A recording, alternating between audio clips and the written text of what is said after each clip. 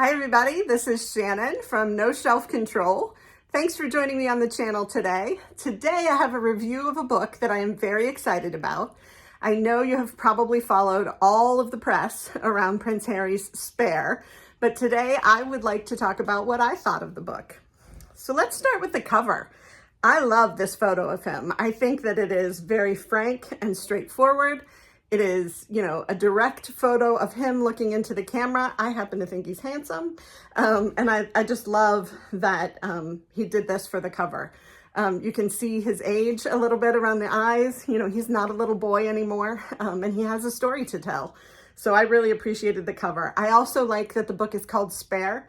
I'm sure you've heard the phrase, the heir and the spare, and he talks about that a lot in the book, and it absolutely forms parts of who he is. So I thought it was a very apt title. I want to tell you a little bit about the book first. So it was published in January, 2 months ago, January 10th, 2023, by Random House, and it is 410 pages. I was a little surprised by how long it was. I did this book on audiobook, which I highly recommend. He reads the audiobook. And I've heard a lot of criticism about the fact that he had a ghostwriter, but in my opinion, not everybody's a writer, and it's okay to know that and have somebody to help you. He has a story to tell, and so he told his story. He wasn't able to write it himself, but he got it out there, and that's what I think is important. So I don't mind that he didn't write it himself, and I did love that he read it himself. Love the accent, love the turns of phrase that are very British, and I feel like him reading it just made it more authentic. Here's the synopsis of the book. It was one of the most searing images of the 20th century. 2 young boys, 2 princes, walking behind their mother's coffin as the world watched in sorrow and horror. As Princess Diana was laid to rest, billions wondered what Prince William and Prince Harry must be thinking and feeling, and how their lives would play out from that point on. For Harry, this is that story at last. Before losing his mother, 12-year-old Prince Harry was known as the carefree one, the happy-go-lucky spare to the more serious heir. Grief changed everything. He struggled at school, struggled with anger, with loneliness, and because he blamed the press for his mother's death, he struggled to accept life in the spotlight. At 21, he joined the British Army. The discipline gave him structure, and 2 combat tours made him a hero at home. But he soon felt more lost than ever, suffering from post-traumatic stress and prone to crippling panic attacks. Above all, he couldn't find true love. Then he met Meghan. The world was swept away by the couple's cinematic romance and rejoiced in their fairy tale wedding. But from the beginning, Harry and Meghan were preyed upon by the press, subjected to waves of abuse, racism, and lies. Watching his wife suffer, their safety and mental health at risk, Harry saw no other way to prevent the tragedy of history repeating itself, but to flee his mother country. Over the centuries, leaving the royal family was an act few had dared. The last to try, in fact, had been his mother. For the first time, Prince Harry tells his own story, chronicling his journey with raw, unflinching honesty. A landmark publication, Spare is full of insight, revelation, self-examination, and hard-won wisdom about the eternal power of love over grief. So, as I said, a lot of press about this book and a lot of opinions. I did do it on audio, so I got to hear him tell his story. I found him very approachable and well-spoken. I was charmed by the book. I have since read a lot of the criticism about the book, and it just doesn't ring true for me. Many people have said he's hypocritical because, he complains about the press. There's a lot in this book about the press and about how he is being hunted by the press. He obviously has trauma, from the death of his mother, from his tours in the war. There's definitely an aspect of trauma to his personality and what he's going through. And the fact that he is still being pursued by the people he considers his mother's killers, absolutely has to contribute to that trauma. But the fact that people are saying, well, if he wants to complain about, the press, he can't then publish a book. I don't know. I think this is on his terms, and that the paparazzi is not on his terms in any way, shape, or fashion, and that it's not fair. I do think he has a right to publish a book and to give his story and his opinion. And, I was open and welcoming to it. He definitely has a love of nature. He talks a lot about Africa and the animals, and he has a connection with animals and nature that Megan seems to have as well in the way that he tells his story. And I think that was a bond between the two of them. And I enjoyed getting to hear about that.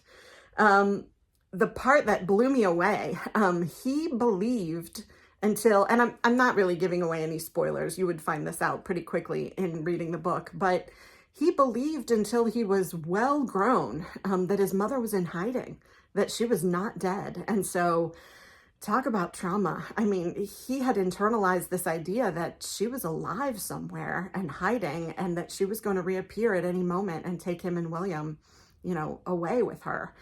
I just find that so incredibly tragic and sad. And the fact that he carried that on so long in his life, I can understand a child believing that, but he was well into adulthood and still believing that, according to his story. There are lots of drugs in the book. He smokes a lot of weed. He does ayahuasca. He does some psychedelics. One, for fun, and two, in an attempt to handle some of the trauma that he has experienced. There's a story in the book about the birth of Archie, and he consumes all of the laughing gas that is in Megan's room. Now, I don't think we put laughing gas in the birthing room in the United States. I could be wrong. I didn't have any. But he consumes all of it before Megan gets any, and they have to replace the tank. I found that story a little appalling.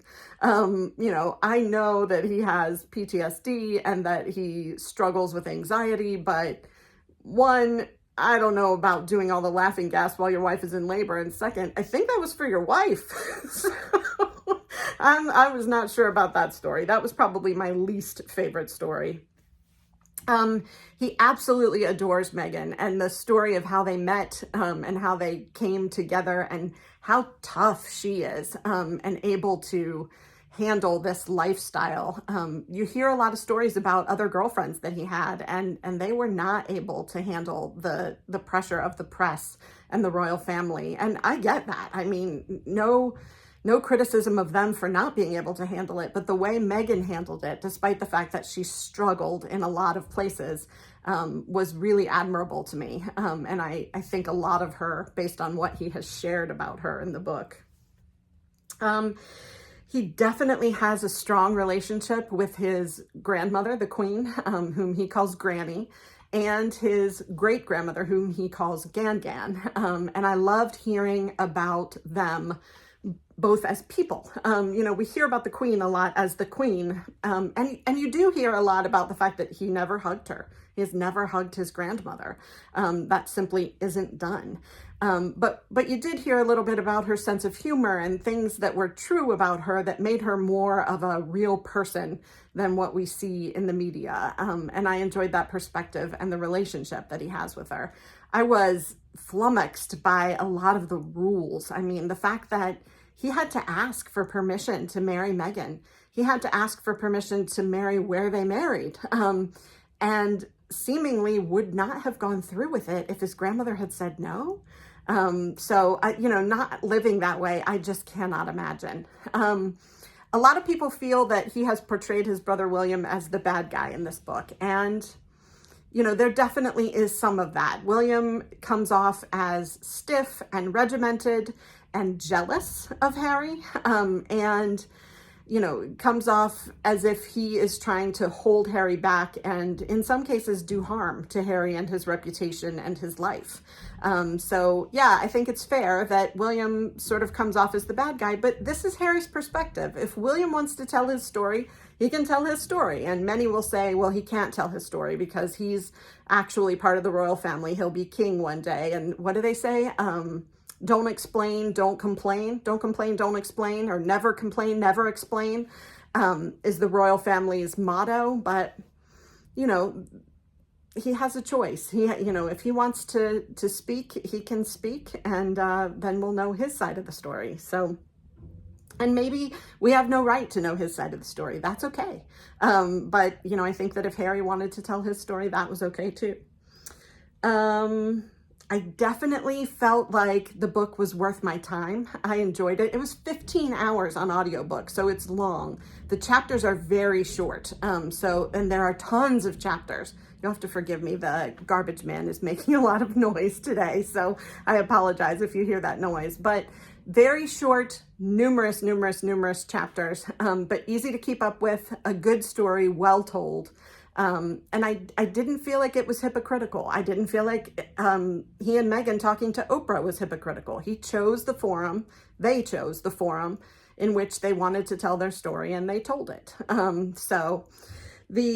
thought it was definitely worth my time. People online, I say that I always look at the reviews after I read the book. I often look at the bad reviews just to see what is it that I missed that other people are complaining about. And people have mentioned a ton of inaccuracies, oh, well, he wasn't where he says he was when his grandfather died. He said she was wearing this and she wasn't wearing that. It's memory. This is a memoir. I can't remember what I was wearing on a given day, or I remember it incorrectly. I don't think that it didn't feel to me like there was an effort to mislead made in this book. Do I think he probably got some things wrong? Absolutely. He's in his 30s, 30 years of life trying to remember what happened. I can't do it. I'm not 30. But all in all, I really enjoyed this book. I'm glad I read it. I would press it on someone else who has an interest in the royal family. I know that he has donated a lot of the proceeds from the book, but I also know that, having left the royal family and not having security for his small family, he needs money, and I don't begrudge him that. So I hope that you will take a moment and check this book out, even if you just give the beginning a read and see if it appeals to you. But know that you are getting Harry's perspective, and if you expect to get a non-biased perspective, that's not what this book is about. It comes strictly from Harry's perspective, and it is his story. So if you are game to take that on, please check out Spare by Prince Harry. I will be back tomorrow with another book review, maybe a couple. We'll see what I decide to do. But loved this book. Love having the opportunity to tell you about it. If you like this review, please click like and subscribe. I will also mention that I have a wish list at the bottom of my description. If you want to send me a book for me to read, I would love that. I will absolutely read it and give you a shout out on the channel. So I can't wait to come back and tell you more. Have a great weekend, and we'll talk soon. Thanks.